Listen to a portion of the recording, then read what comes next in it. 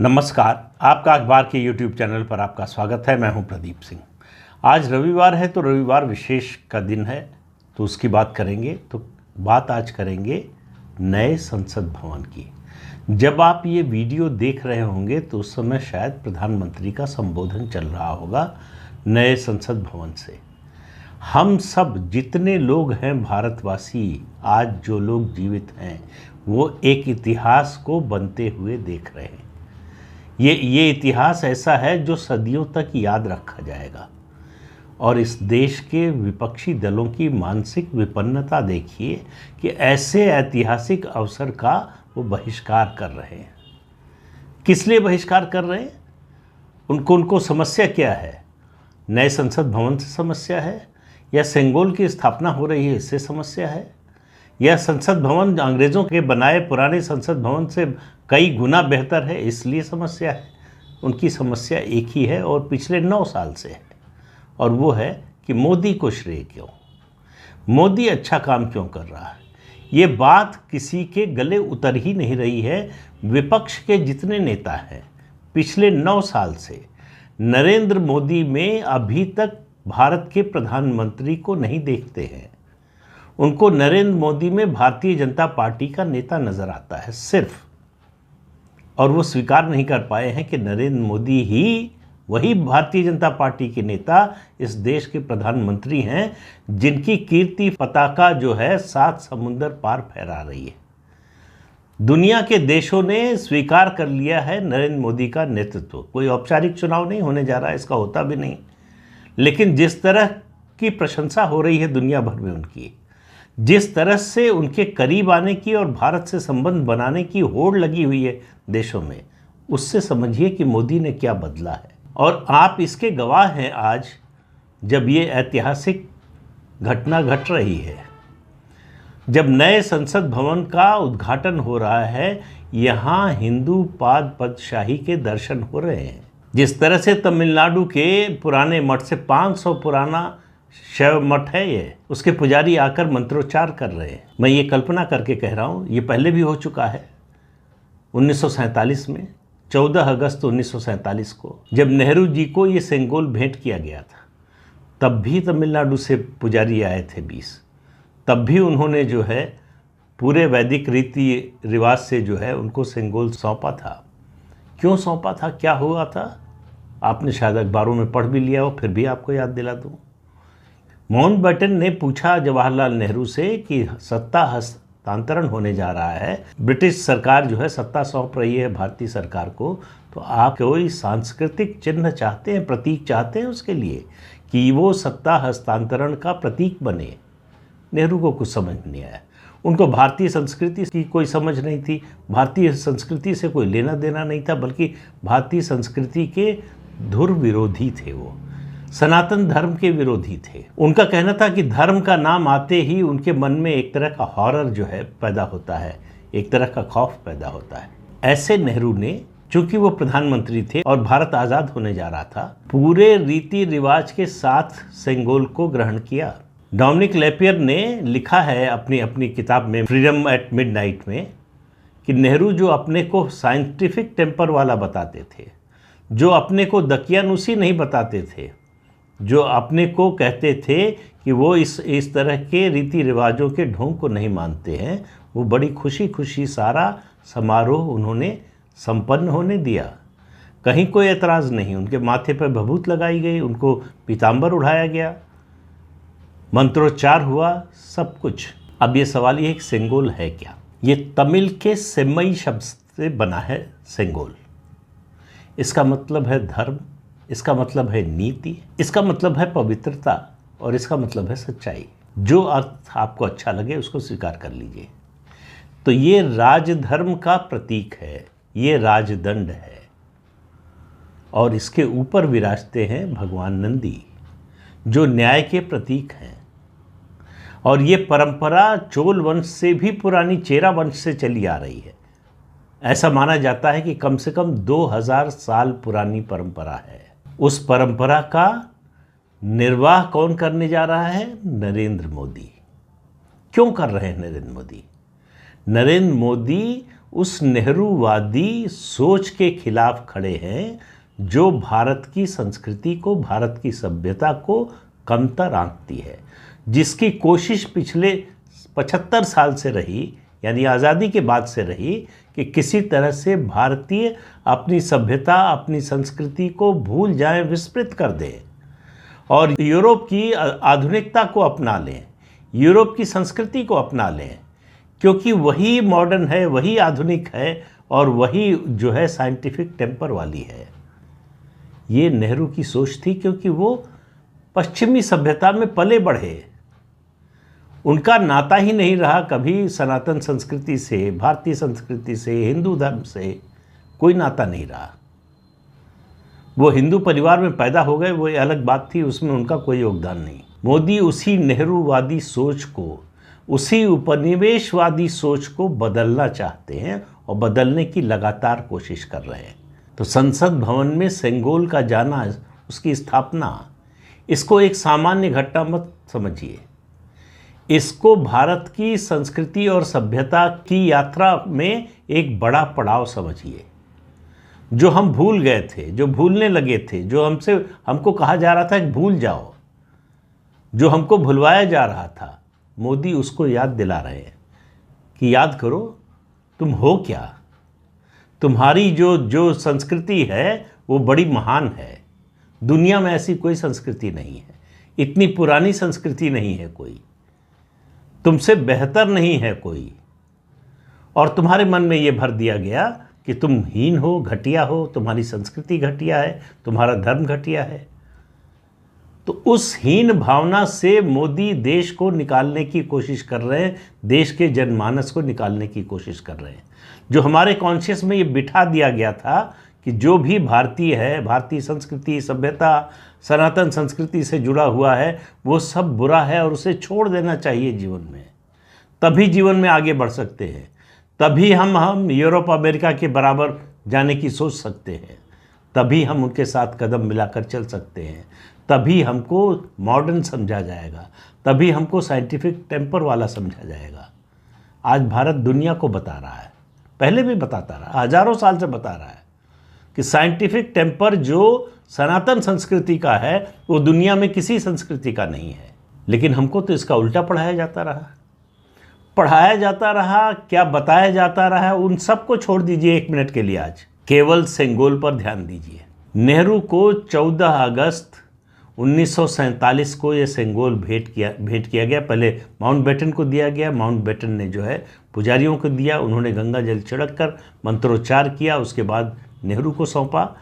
उसको प्रतीक माना गया सत्ता हस्तांतरण का, भारतीय संस्कृति का प्रतीक था, वो राजधर्म का प्रतीक था, वो न्याय का प्रतीक था। उस प्रतीक के साथ नेहरू और उनकी सरकार ने क्या किया, उसके बारे में न कहीं लिखा हुआ आपको मिलेगा, न पढ़ने को मिलेगा, न किसी ने बताया। ये मामला सामने कैसे आया? कुछ लोगों को पता रहा होगा, या बहुत से लोगों को हो सकता है पता रहा हो कि ये सेरेमनी हुई थी, ऐसे हुई थी, उसका जिक्र बहुत सी किताबों में मिलता है।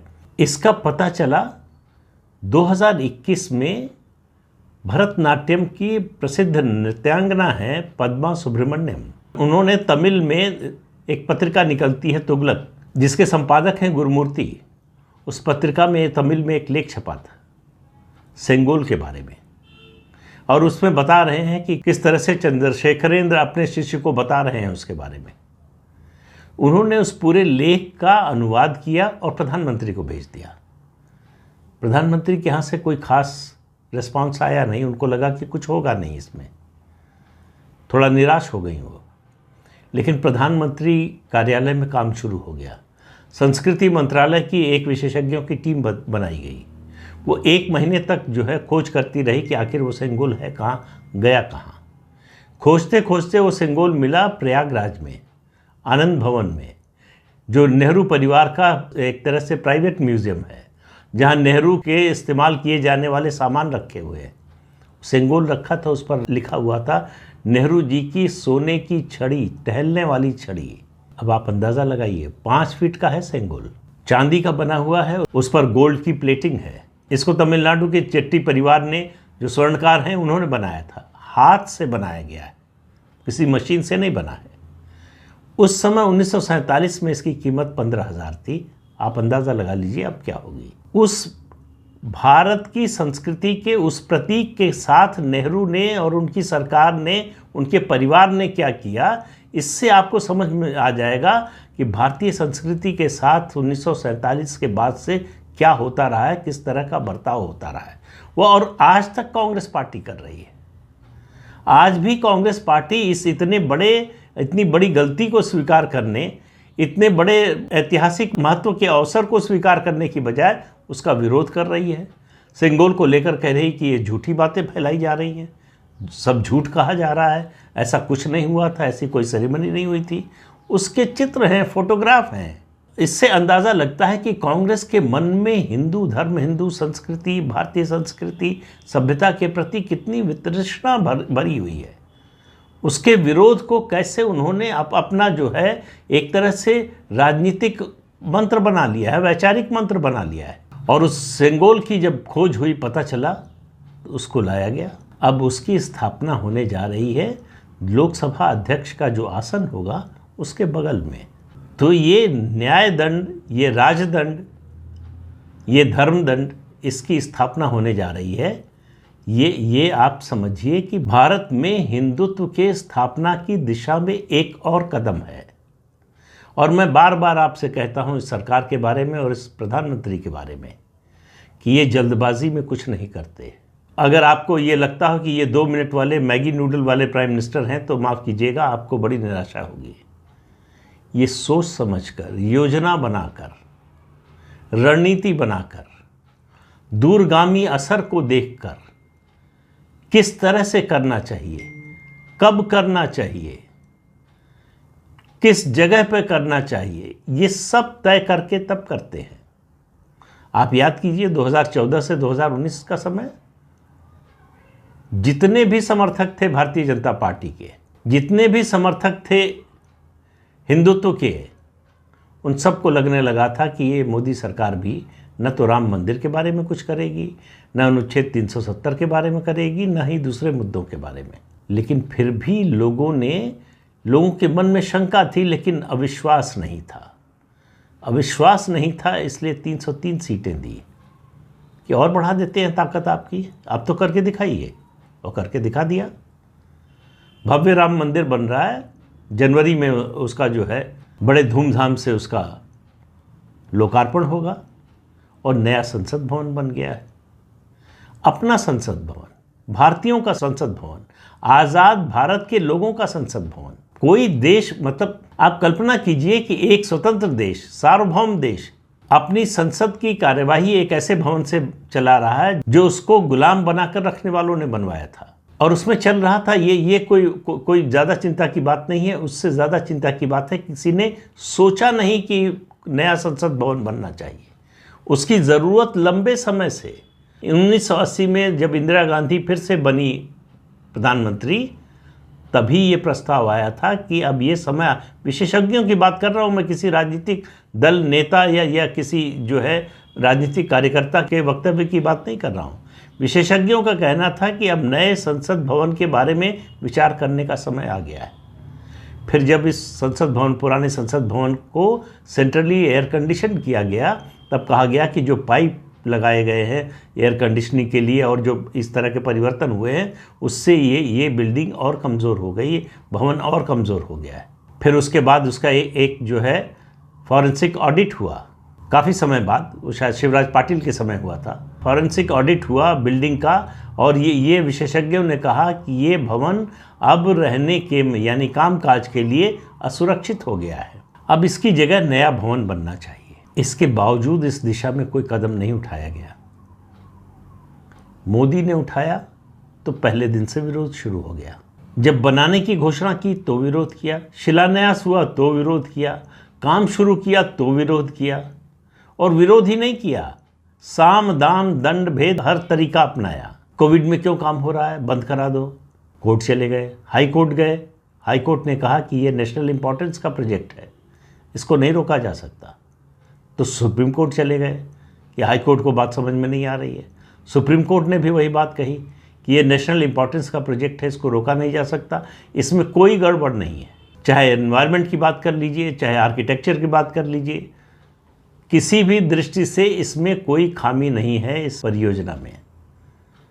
और केवल संसद भवन का मामला नहीं था, पूरे सेंट्रल विस्टा का मामला था। तो आप इससे अंदाज़ा लगाइए कि अगर ये प्रोजेक्ट रुक गया होता तो क्या होता। मुंबई में आर्य कॉलोनी में कुछ पेड़ नहीं काटे जाएंगे, इसके लिए मेट्रो प्रोजेक्ट रुकवा दिया उद्धव ठाकरे की सरकार ने। उसको आकर फिर से जो है एकनाथ शिंदे की सरकार ने शुरू किया है। इस बीच में उसकी कॉस्ट 10,000 करोड़ रुपए बढ़ गई है। बताइए कितना नुकसान हुआ सरकार का। सरकार का मतलब हमारा आपका पैसा। ये जो इस सेंट्रल विस्टा के पूरे प्रोजेक्ट पर जो खर्च आ रहा है, उससे ज़्यादा हर साल अलग अलग मंत्रालय विभाग जो किराए के बिल्डिंग में चल रहे हैं वो किराया दे रहे हैं। कितनी बड़ी बचत होगी, एनवायरनमेंट की दृष्टि से कितनी बचत होगी, इन सब बातों को छोड़ दीजिए। लेकिन खुशी की बात, छोटी सी बात से कल्पना कीजिए कि आपके परिवार में अगर आपके परिवार का कोई सदस्य नया घर बनवाता है तो पूरा परिवार, रिश्तेदार, दोस्त सब उस खुशी में शामिल होते हैं। और एक उदाहरण दूँ, मान लीजिए पति पत्नी में अगर नहीं बनती है, जो कि सत्तारूढ़ दल विपक्ष में नहीं बनता है, और उनकी बेटी की शादी हो रही हो, तो सारे मतभेद भूलकर कन्यादान के लिए दोनों साथ आते हैं। ये ऐसा ही अवसर था, ये बेटी के कन्यादान के अवसर जैसा अवसर था, जब सारे मतभेद भूलकर सबको साथ आना चाहिए था। ये देश की प्रतिष्ठा से जुड़ा हुआ सवाल था। ये हमारे लिए गर्व का विषय था कि हमने अपने देश में, आज़ाद देश में, अपनी संसद का नया भवन बनवाया है। उसके गृह प्रवेश का अवसर था। दुश्मन के यहाँ भी गृह प्रवेश हो रहा हो तो आप वहाँ 2 मिनट के लिए ही जाएं, बेमन से ही जाएं, जाते ज़रूर हैं। और वो पार्टी विरोध कर रही है जो अपने को दावा करती है कि वो आज़ादी के आंदोलन की वाहक है, उसकी वारिस है। अब वो पार्टी नहीं रह गई कांग्रेस पार्टी जिसने आज़ादी के आंदोलन में हिस्सा लिया था। ये सोनिया गांधी की पार्टी है जिसको हर उस चीज़ से और ज़्यादा नफरत है और ज़्यादा विरोध है जो हिंदुत्व से जुड़ी हुई हो, जो भारतीय संस्कृति से जुड़ी हुई हो।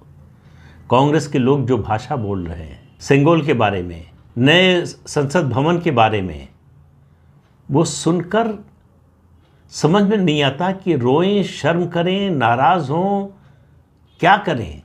कैसे किसी को इतने बड़े महत्व का अवसर समझ में नहीं आ सकता।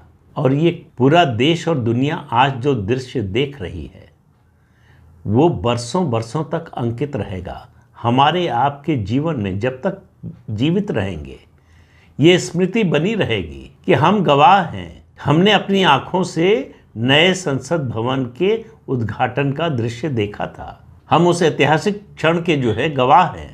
इतिहास बनते हुए देखना अपने आप में बड़े सौभाग्य की बात है। लेकिन ये विपक्ष नरेंद्र मोदी के विरोध में इतना अंधा हो चुका है कि उसके मन में सही गलत का फर्क खत्म हो गया है। उसको समझ में नहीं आ रहा है कि क्या गलत है, क्या सही है, क्या राष्ट्रीय हित है, क्या राष्ट्र का अहित है। ये वो देखने को तैयार, उसे दिख नहीं रहा है या वो देखने को तैयार ही नहीं है। जो सारी दुनिया को दिख रहा है वो भारत के विपक्षी दलों को, नेताओं को नहीं दिख रहा है। जो भारत के आम नागरिक को दिख रहा है, आम लोगों को दिख रहा है, समझ में आ रहा है, वो कांग्रेस पार्टी और उनके साथी दलों को, नेताओं को समझ में नहीं आ रहा है। इस पूरे समारोह के जरिए नरेंद्र मोदी देशवासियों को ये बताना चाहते हैं, ये बता रहे हैं, ये बताने की कोशिश कर रहे हैं, समझाने की कोशिश कर रहे हैं कि भारत का जन्म 15 अगस्त 1947 को नहीं हुआ, जो कांग्रेस पार्टी हमको पढ़ाने समझाने की कोशिश कर रही है। भारत हजारों साल से है। उसकी संस्कृति दुनिया की सबसे पुरानी और सबसे समृद्ध संस्कृति है। उस पर शर्म नहीं, गर्व करने की बात है। वो लगातार एक के बाद एक काम के जरिए हम जिस उपनिवेशवादी मानसिकता से घिरे हुए हैं उससे बाहर निकालने का काम कर रहे हैं। तो ये हमारे जागने का समय है। लेकिन कांग्रेस पार्टी तो आज की तो बात है नहीं, सनातन धर्म का विरोध तो शुरू से करती रही है। 26 अक्टूबर 1947 जूनागढ़ का नवाब पाकिस्तान भाग गया। वहाँ विद्रोह होने लगा। 9 नवंबर को भारतीय सेना वहाँ पहुँच गई और 13 नवंबर को सरदार वल्लभ भाई पटेल पहुँचे।